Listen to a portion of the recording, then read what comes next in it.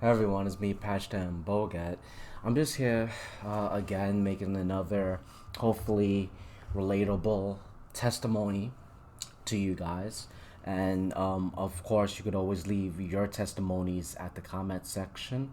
Before I even end this video, I'm gonna say this beforehand. Please subscribe to this channel, smash the like button because it helps me out a lot. And I thank you for that, my family, so that other people could benefit from our testimonies. Either they're listening to this video or they read your testimonies in the comment section. But yeah, that's what this is really all about. It's really about the testimony of our faith. Because when I think about how I view, you know, just spirituality as a whole, what I've been through in life, it means a lot to me because it really predates a lot of why we do the things we do. Either it be for better or for worse. Because you really need to think about it. If an individual were to come to you and ask you, why do you believe in the things you believe in, they are in essence saying, what is your epistemology? In other words, how did you come to know the things that you know and put it into action? What's in your toolbox? And that's really what testimonies are all about, because regardless of what path you walk, either it be the left hand path, right hand path, religion, if you really think about it, what really led you to believe in these things? Hopefully, like myself, you followed the evidence. See, when I was a Christian, and this is before I get into the testimonial part of my video, I'll say that's what led me out of Christianity. And no, this is not a confirmation bias because, I'm not a Muslim. I'm not any other culture or religion because, one, I never really read it, read into it. And being born here in America, that's predominantly, the standard, it's Christianity.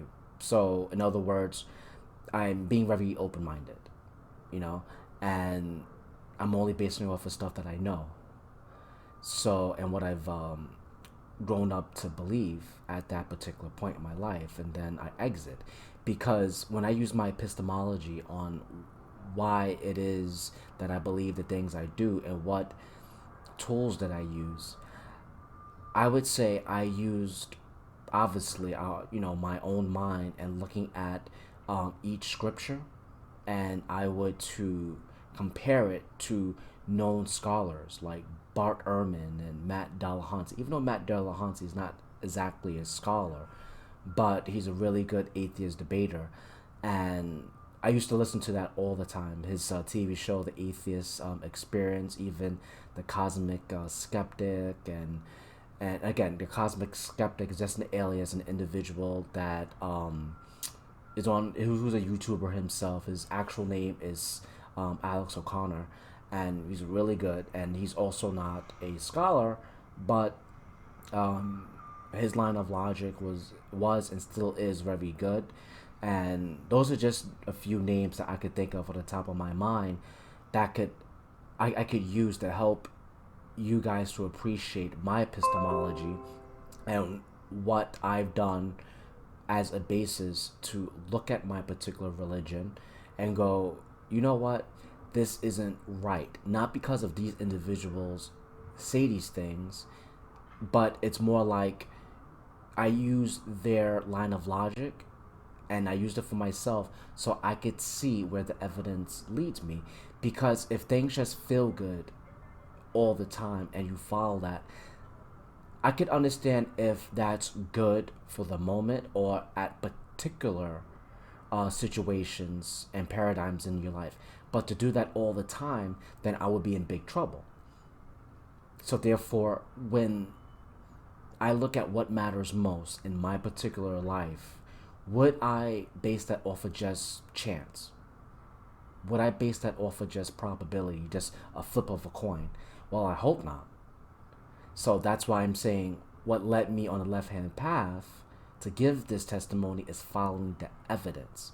Not because it feel good, but to be impartial, to be open minded, and to face that truth. And if that truth said to me right in my face, I did not belong to being a Christian, then I have to part ways. It did not matter how I feel. It did not matter what people thought. It did not matter about some theology about some Armageddon coming to take me away and kill me. It did not matter, because the choice of the matter is, do you believe in it? And the answer to me is, I choose not to believe it, because I follow the evidence due to looking at what scholars view the Bible, the Christian God, and it's more on the basis of, you could look at Jesus as a historical figure than the theology of Jesus. And what that means is, if you look at the history of Jesus, was there a Jesus that exists? Of course. You could also say there's been many people of that time with that name, Jesus, because it's a common name. And that teaches me nothing about the person's character, especially not the theology version of Jesus, because to tell me that he walked on water, not only is that the burden of proof that falls on that individual, but that to me sounds more like a myth or even a legend, because I could go as far as perhaps he did exist, but to say he walked on water, well, again, you have to give a burden of proof. And since people can't, and you're telling me that my life is contingent on reading a holy book, I can't do that, because there is no evidence for that. And to be fair, that's the same as me being on this camera trying to help people to appreciate the left-hand path and the occult. That's why I say it's not my job to convince you. It's your job to do that. You need to be convinced first before you even believe someone. And the problem with myself, and that's speaking of myself, is that's what led me to Christianity to begin with, is because I just wanted to believe for the sake of believing, because it felt good, instead of following the evidence. But of course, eventually I done so. You know, it's better that you learn than never doing it at all. But I could also say and argue it's the same when it comes to people in the occult. You see, you have people that, have this Baphomet statue here. They believe on the same level as you do, as I do, and then they end up leaving because evidence most likely led them out of it.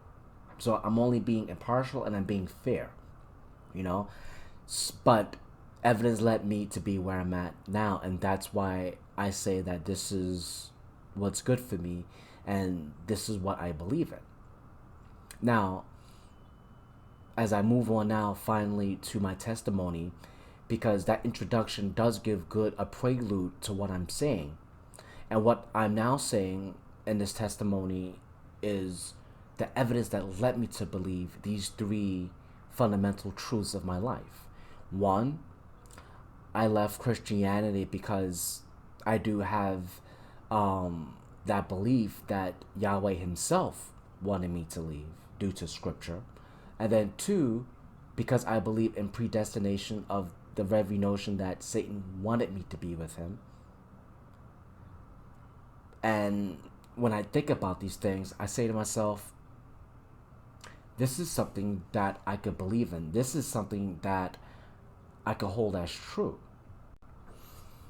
And the third, it could be that I'm following evidence and it's just really all in my mind. Because human beings are sentient beings that run on feeling. We don't, not that we don't think, but based off of the fact that we feel out everything, I could very well likely be doing that all on my own. And that's just me being simply pragmatic in my thinking. And today I want to discuss all three topics. Like, for example, I go with the whole idea of being pragmatic first. The reason why I want to continue that is because, is it not true that sometimes we just want to believe stuff for the sake of believing it?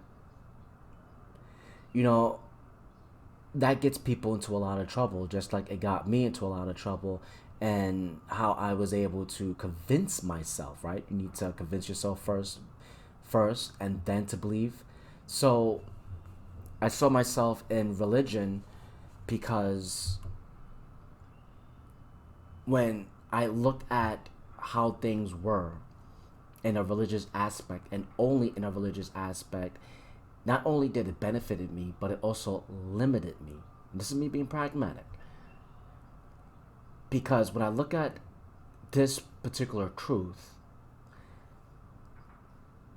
it really does astound me, and I'm astonished by it, because when you think about the basis of how you look at why you believe in the things you do, a lot of it's coupled with where you born from, DNA wise. Like, what are you basically more prone to do? And what I mean by that is due to your genetic makeup and the characteristics of your mom and your dad, you're going to be more prone to doing something than, let's say, your siblings or the person around you due to your DNA structure.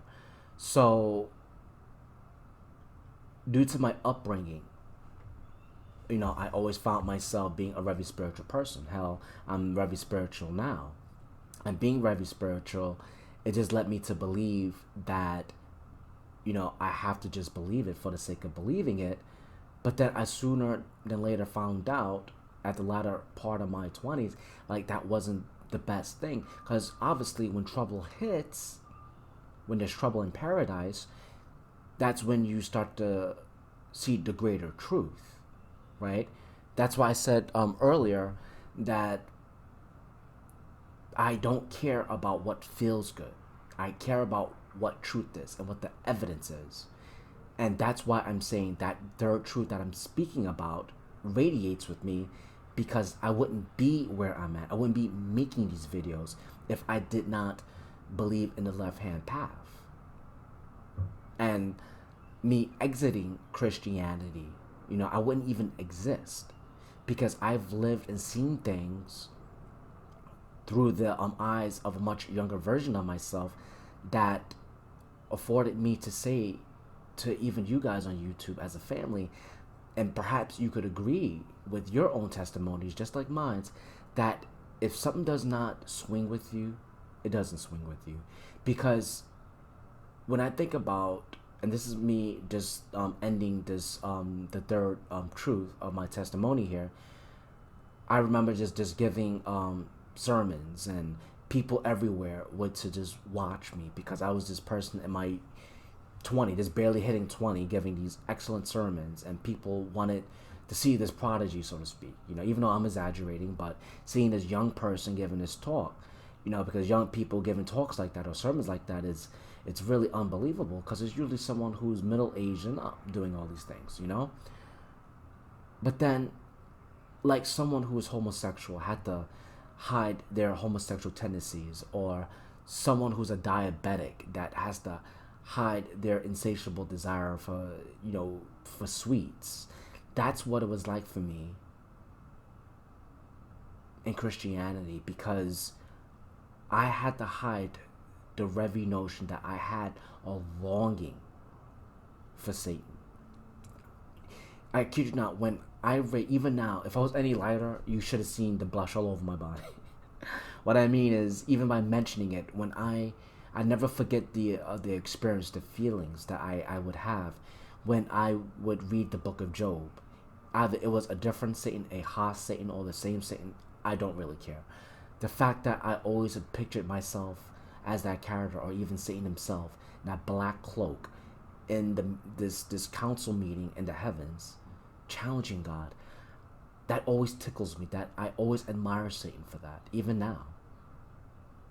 And that's why it was one of those reasons why I had to push it down below and never to have it resurface, because people want to believe for the sake of believing. People at that church only want to hear what they want to hear, because it's confirmation bias. That's why when I think about this third truth, I don't want people of the occult, of the left-hand path, shaking their heads and agreeing with me for the sake of agreeing with me, because that's confirmation bias. Hell, if you've been in the left-hand path long enough, you'll understand that sometimes you're going to get problems from within as well. And that goes for other institutions, schools, or the even right hand path religions or light workers. You know, you're going to have trouble from within. And I find that to be a good thing because you need an outside source to even challenge you at times to really get you to believe if you really believe it or not. And even if it's inside, closer to the chest, so that it will test you to see if you really believe it. And I got that more than enough within the left hand path to really teach me that regardless of the competition, I still remain to be in the left hand path. But you know what? When I received that criticism within the right hand path religion, I ended up leaving because it's not really what I thought to be true, even though I said it to myself. And that's why I said, with experiences like reading the book of Job, and I had to suppress that because if I were to bring that up to any layman of the church or any of the other priests, I would have been long gone because you just don't do that because I was too much of a figure to say something like that because people would have lost a lot of faith in me, a lot of faith in their God. So again, it goes back to believing for the sake of believing. And that's what I'm saying, that third truth that I'm saying is very important to me because it could be just that is a testimony and nothing else. And I'm okay with that. Now, my second testimony would be, and this is probably something that I said in my other testimony, which I won't go deep into, but it's mostly that I feel that it's Yahweh that got me out of the truth, even though or what I thought to be true, but it has to be something in connection with predestination anyway, because we're talking about how it, and even if you did research, don't confirm because I say so. Confirm with yourselves by reading scriptures. I don't have the Bible in front of me. I choose not to have it in front of me due to my disagreements of it, but I'm open enough to talk about it. You know, I just don't have one in my household. But I do remember there's been plenty of scripture that would confirm what I'm telling you about how this Yahweh will tell, the Israelites how they're stiff-necked, they're hard-hardened, and he would get rid of them, have other surrounding nations punish them, kill them, and then he'll bring them back. And this Yahweh done this on numerous of times, even saying that the Israelites are not his people. And then eventually when Christianity came around, supposedly the Jews are not God's people anymore. Because if you think about it, this Yahweh already been said that these people are not his people. Now, the question remains, if they're not your people, then why would you make them your special property? And why would you send them away to take them back if you knew beforehand they weren't your people and they weren't going to stay? I'm not Yahweh, so I can't confirm any of that. I could just say that based off of that line of thinking, that's where I get my evidence of this particular testimony and this particular truth on why I'm not a Christian. So, as a summary, because we didn't get into the third one yet, but I'm just still making sure like there's a line of a structured way of thinking here so you understand where I'm coming from. The first truth is the fact that it's just on my own by following the evidence, and over time it led me out of religion. And then two, when I think about predestination in connection with this Yahweh figure, then I really never was meant to be in there. Because your Jesus had this illustration about seeds being planted in certain soil. The soil could be heart conditions. So if my heart condition was really good, but yet over time the seed wouldn't bear fruit, well, I would be considered that person. You see what I'm trying to say? I'm not trying to pull it out of my ass. I'm trying to be impartial. I'm trying to give evidence based off of the thinking of a Christian and how they would articulate things.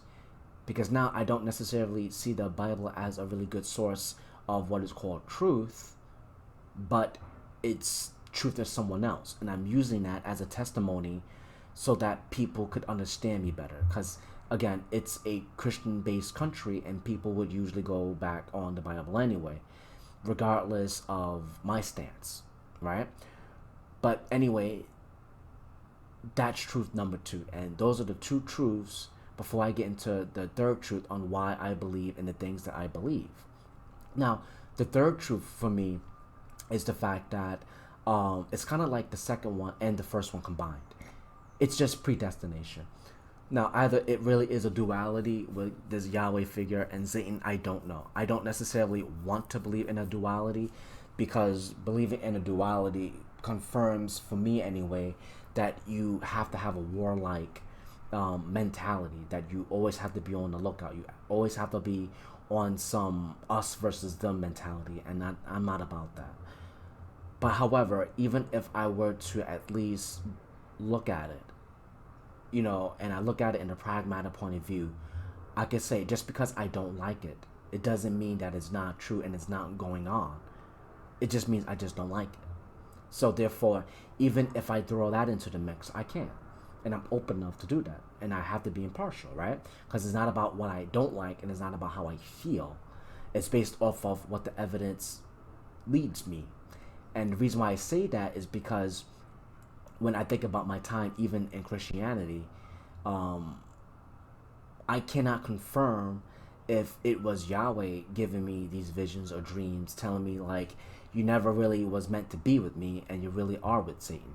Or it could be that it's just Satan giving me these dreams and these visions telling me you're really not supposed to be there. You're supposed to be with me. To me, I'm open for it. And I know it's not confirmation bias, because even if someone is of the same like mind as me, they shouldn't just believe my story just because I say it. And someone who's Christian is probably listening to this could just say, it's because I love sin, or it's because I've fallen away and something bad has happened and I need to work my way or find my way back to the Lord. And you know what? Even though I won't do that, I'm still open up enough to say it is a possibility, only because of the information that I've learned from Satan himself. You see, even though I had many human mentors, the spiritual mentor is Satan himself. And Satan himself led me to believe like I don't have to believe in Satan just because Satan says it. And this is him, coming from him. He's telling me I don't have to believe the things that he has to believe me. I have to not just believe for the sake of believing. There we go again. But confirm it by doing research. This is the spirit creature, the Satan himself telling me that. And I love him for that, because that's what makes the left-hand path a lot more free, and why I know there is no going back for me, because I never had that before when I was a fundamental Christian. When I was a fundamental Christian, it was always my way or the highway. It's always because God's word is inerrant, and that's it. If you prove it to be wrong, then you're wrong. God is always right. But yet, I meet a spirit like that as Satan, and he's just like so chill, eating Doritos and shit, and smoking a blunt, and he's just like, not that he was, but this is me exaggerating it, but his personality is just so laid back like that, where he's just like, well, what do you believe? For the first time, I'm being told, what do I believe? What evidence that led me to him? And to have that universe open up, to have me write down in my black journal for the first time in my life, when I first came into the left-hand path, it was very, very enlightening, because at first, yes, I do agree, I was very passionate, but it was still based off of all the evidence. Just like we all do this. When we look at our younger selves, we don't say that ourselves were wrong, but we look at our younger selves and we see so much passion. We see the direction that I was on the right path. Just like I'm saying now, I was on the right path when I look at my black book, my black journal, where, yeah, fine, there was things that needed to be altered, but my goodness, I was not far from the truth. I was there, but I just needed some adjustments. And Satan knew that the whole entire time. But over time, I had to be convinced first to believe. Like, he couldn't just give me every nigga one shot and then I go, oh, I'm a believer, I'm convinced now. And that also gives notion to the idea of people who are on the right hand path or even on the left hand path, on why Satan or any of the demons don't just give you things, or they just don't give you the full truth. They hold back the truth. They don't lie, but they hold back the truth because it has to be done that way to teach you a lesson if you really believe in the things that you believe in. That's why in the month of November, it was a crowning achievement. It was refinement from Satan himself. Now, I cannot say if it's by that definition alone, am I going to, actually get that manifestation that I've been working 4 to 5 years for. I can't confirm that. All I can confirm is based off of what he said. And all I could do is continue to learn, not look at the finality of it all and go, finally I'm going to get what I want. I mean, I can, but then that also teaches me, not that I'm wrong by thinking that, but I'm not really learning. Because even throughout the 3 testimonies that I've given you, what I did not say is by being with Satan, he helped me to appreciate, and though it's cliche, but it's about the journey. It's about what you learn along the way, not so much about the manifestation itself. Like money. Money is not the equalness to happiness. It causes happiness, but you shouldn't dare say that, it is happiness itself, because it's not. See, for the 4 to 5 years of not even receiving it, I'm learning that doesn't equal happiness. Just for the sake of me not having it. And I have to convince myself sometimes that it's going to happen in a state of knowing, because it's coming from Satan himself. Now, with all that said and done, we know by now that if you've been on the left-hand path, like myself, you realize that demons don't need to lie. There's no reason to. But yet I could couple that with what I said earlier, that Satan still wants me to think for myself. He's not saying that he'll lie to me.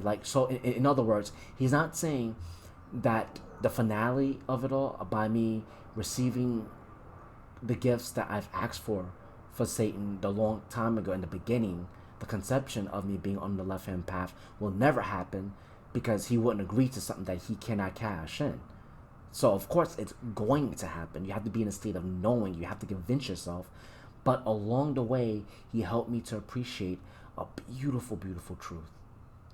Question everything. Once you question everything, your faith becomes stronger, and you're not just believing like certain people on the left-hand path and also on the right-hand path.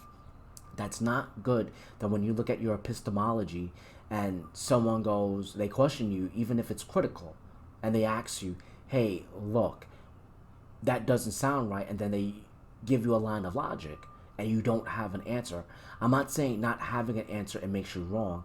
I'm saying you're better off if you have an answer, a logical answer that you convinced yourself along the way. And mind you, that answer could very likely be a good model that could be changeable throughout time, because it needs to be changeable, because I don't believe in the fact that there's absolute truth, not in all things.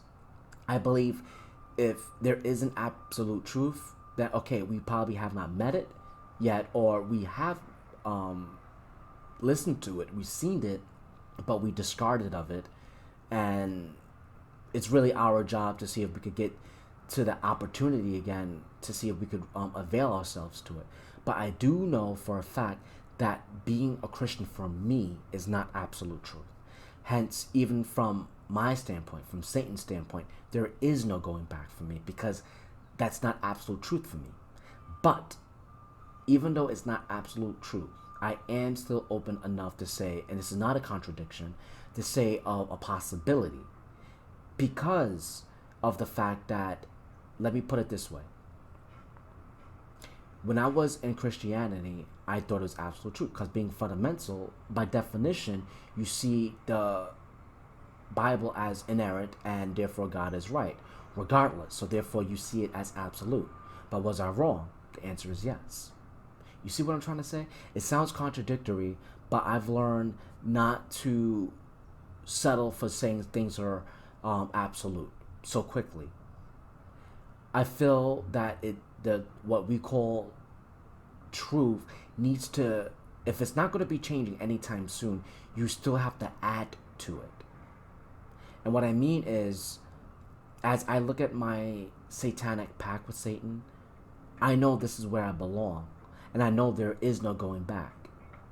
But it helps me to appreciate the very notion that as strongly as I feel, I have to leave my argument open to be falsifiable. So in other words, if I'm being closed off from any other possibilities, not that I'm wrong, but I will be losing out on opportunity for learning something. Not that by me learning, I'm going to convert myself back to Christianity, but you can still learn something from the opposite end of the spectrum, or whatever view of Christianity or whatever it is that's trying to convert you. You could still learn something from it.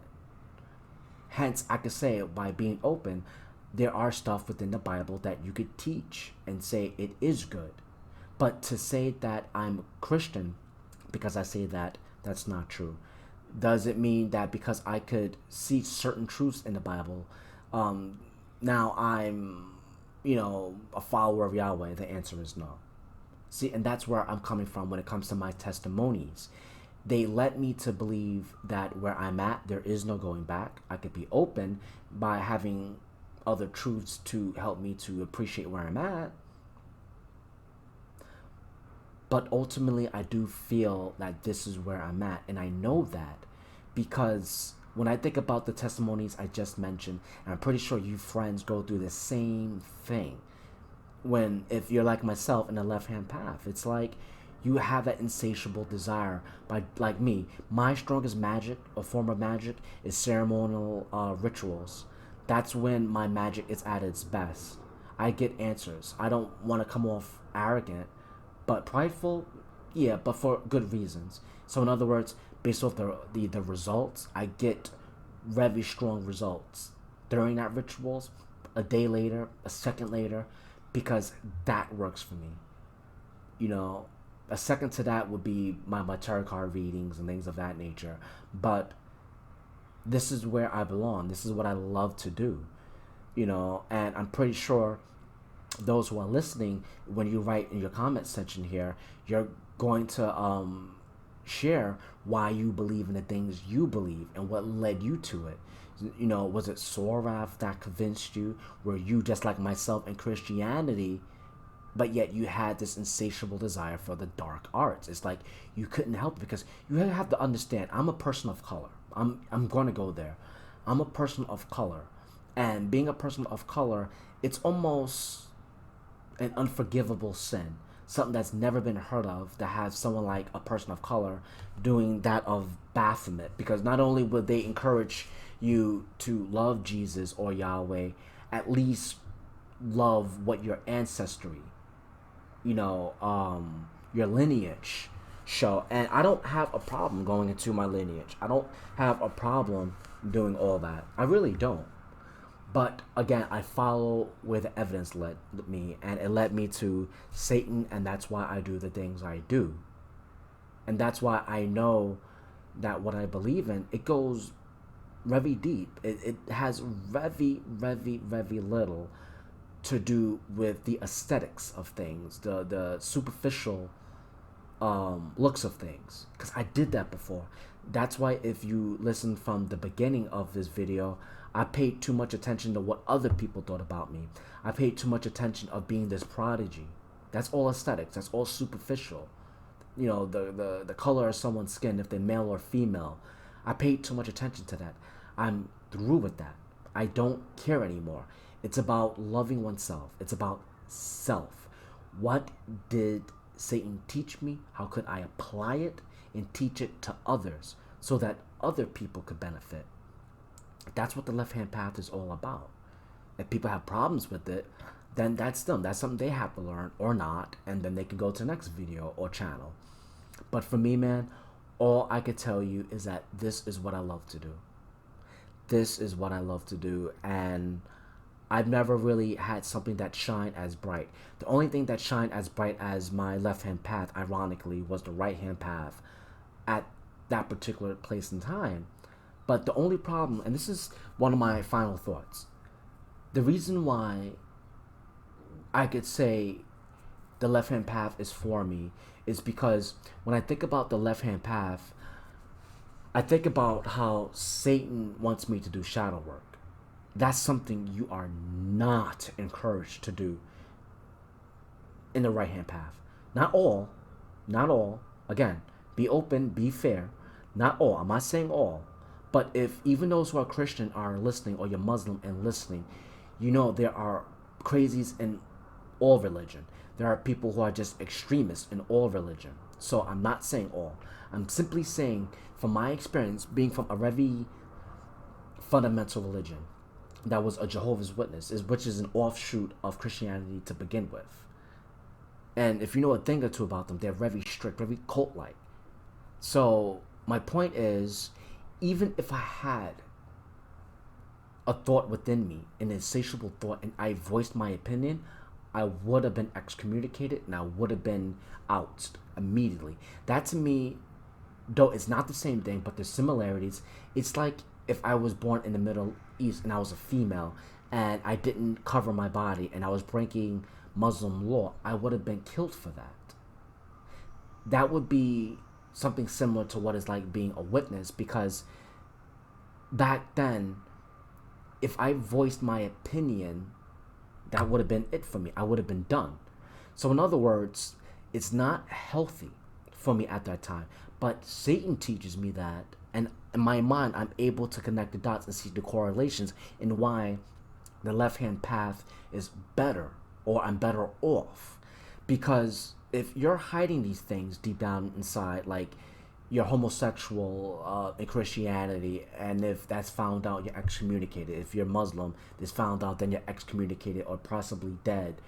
You know what I mean? Or these certain cultures, if it's a societal thing, that if you're a woman and if you walk ahead of a man is disrespectful. So now it's a societal norm that it's really induced in your mind that even if you considered it, you talked about it, you would have been chastised for that. That is what the right-hand path religion done to me. At the time, I thought it to be truth or absolute truth, and I thought it was something that was good for me, to only realize all I was simply doing, and follow the logic, is taking things that I felt within my heart was truthfully right for me, is that I just put it down into my subconscious. And again, I go back to what I said in the beginning. If I voiced my opinion, and why do I have this insatiable desire? I don't know if it's love that I have for this Satan. All I know is that I feel this attachment every time I hear about this Satan. Everyone's calling him evil and blah blah blah. Yeah, I have to agree with it and believe with everyone else because I'm a Christian. But if you sat down and you really asked me that question, I don't know where I would have ended up being. Definitely excommunicated. But I have to tell you, I would have felt the way I feel now, but maybe confused because I was being indoctrinated. But I would, in essence, be describing an insatiable desire, even a love for a character that I admire by principle. Because you should have, it's like talking about a superhero. It's just like, I can't believe he did that. How could he just tell this so-called almighty, this all-knowing God, this knew all the consequences, believed that it existed, this almighty being, and told it like it is, and walked out of heaven like it was nothing. You know, I would speak in such a way where I'm talking about someone I believe in, someone who's a hero to me. I would have been excommunicated. So I suppressed feelings like that. You know, one other thing when it comes to suppressed feelings, I remember I tried to convince myself that it was just me being very perceptive, but I had very clairvoyant, clairaudient, I had all the clairs open. I would predict the future, and that's another thing that was something you had to keep to yourself, because in the Bible, I think it's in Leviticus, it speaks about how fortune tellers would have to be put to death, and it's from demons. And again, I had to suppress such knowledge, because if I were to say that, I would have been excommunicated. You see where I'm going with this? That's right hand path religion for me anyway. But then it's interesting that once I get into the left hand path, Satan is like, you don't want to do that, without telling me you don't want to do that. When I was old enough spiritually and I was capable of actually doing it, introduced me himself to shadow work. I did shadow work. I look at all these suppressed feelings, even when it comes to Satan, why I think he's a liar, why I don't trust him, and the list goes on. Dude, I had to work through all that. I had to face that truth. Because if you don't face that truth, it goes back to the first testimony that I said. You have to follow the truth. You have to accept it, because that's where the evidence is at. You have to follow where it's at. Because if you don't, and you keep these things hidden within you, eventually you don't want to be that individual. And sadly, this is not making fun of anyone. You don't want to be that individual where you're in your later part of your life, your golden years, and you find out, it really wasn't you, and you only did it because everyone else said it. That's sad. You get what I'm trying to say? That's why Satan has offered me to do shadow work. So that's not going to fly over here. You can't believe for the sake of believing. You can't just look at a YouTube video. I mean, if it resonates with you, then it resonates with you. But I go a step further, because Satan did a step further with me. Don't just believe it for the sake of believing it. That's confirmation bias, because we share the same faith. At least challenge me a little bit. Challenge yourself a little bit. Satan did that for me for the first time.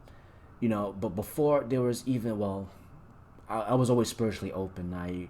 So in other words, I won't go deep into it, but I was always spiritually open. But let's just say the first time I've entered the left-hand path, just don't believe in the fact that because there's 3 knocks on the wall, that must mean it's Satan or any of the demons. No, Satan says, no, don't do that. Go to a website, look at what it means, learn how to deduce, ask questions to this supposed being. Is this supposed being, if it is supposedly Satan, do those 3 knocks again? You see what I'm trying to say? Be pragmatic. Follow the evidence, follow the truth, even if it hurts you. Because if those 3 knocks is not Satan, and is not something supernatural, and it's just something, whatever it is, whatever it may be, at least you found yourself that answer. You have to do that. You have to do that. And that's what I admire about Satan, as opposed to even being on the right-hand path. That's what, out of all the testimonies, I believe they could be 2 is probably greater than that one testimony, or that one testimony is greater than the other 2. But I do know it's not none at all. It's definitely not that. But the testimony that I do give to everyone is that if it's not a combination of all 3, it has to be because I feel I'm born of Satan. I'm born of Satan, and I do honestly feel that the whole entire time, Satan wanted me to be out of that. Because I wasn't necessarily, not necessarily, I'm just, it's not for me. And if you want to follow the Jehovah's Witness belief system, then there is no such thing as predestination, and this Jehovah would never speak to people through visions and stuff like that, because according to their belief system, it had already ended in the Bible book of 1 Corinthians 13, when it speaks about what love is, and then Paul continues on, I think it's in 7 or 8, verse 7 or 8, where he continues how, language prophecy had ended and blah, blah, blah. That's what they believe. They take it literal, like I had many years ago. So that's the only way I could look at it outside source and look at what I believe in at that time, to not so much debunk it, but to challenge that, And that's why I do believe that out of all 3, I am born to be with Satan, and this is something that I was meant to do. This is who I am as an individual. So this has been a very good time speaking with you, friends, and I hope it's been encouraging for you, because I try to make this video as logical as I can. because I have a love for truth. I have a love for the left hand path, and hopefully you're like myself, where you want to think before you believe something. You want to be as rational as possible, and you want to look at criticism for those on the outside and on the inside, because it strengthens you. It may not convert you back to the right hand path religion, but you can still look at what they're saying to improve upon your argument, so that you could become a better champion, if you will, of the left hand path. And that's something that makes me feel a lot more better of myself. And I love to encourage that, because I just feel it's not just because it makes me feel more right on a intellectual level, but it makes me more honest. Not that I'm saying being honest is all there is, but I'm saying it makes me more honest, because when I'm on camera and I'm sharing this information with you, at least I know I'm open to criticism, that you do not have to believe me, and it's okay for you to say you don't have to believe what someone says to you, because how else are you going to reach what is called true if you're not being challenged and there's no other outside sources? Hell, I didn't just read a book. No. According to what Satan said in the Al-Jilwa, that I have led down the straight path without a revealed book, is a quote that I keep to my very heart, because either Satan was inspired, or should I say had inspired some men or women to write that Al-Jilwa. To me, it doesn't matter. Because it doesn't matter to me, because when I quote those words and I know the intent behind saying those words that gives me power, that's why I believe it. Because I'm not saying all this because there was a holy book in front of me that gets me to say these things. No, it's trial and error. I look at my black journal. I look at my own YouTube videos, and it teaches me that what I'm saying is as accurate as possible, and I'm willing to change when it needs to. But I look at Satan and I appreciate him, because with all the grime and BS bullshit that is put upon him, I find it to be so remarkable that he is my patron, the first daemon that ever wanted to be with me, and he's with me for the rest of my life. And he took the time to teach me in a pragmatic way that I should challenge even him. I don't know about you, man. I honestly feel like if your God, your Patreon, came to you and told you to challenge it and its existence, and taught you how, gave you the tools, information, that's an eye-opener. And that's why I'm proud to have this channel. And I'm proud to do what I do, because I cannot tell you enough how happy I am to embody Satan's name, his image, to have the Baphomet. Because again, through my life, I never had this before. Perhaps you never had this before. I never had it. And the fact that I could now hold on to it. I've been in Satanism, or the left-hand path, a little under than 10 years. I love what I do. And hopefully you do too. I can't wait to see what your testimonies are. I love you all, and I thank you. And please, everyone, and I say this again, please, everyone, consider what I'm saying. Don't agree with me because if you're on the left-hand path, you just agree for the sake of agreeing. But you do it because we have similar experiences as well as differences, and we can have an interchange of an intelligent conversation. You see, as we talk about spiritual matters. I love you all. Thank you. And I hope you enjoy this video. Till next time.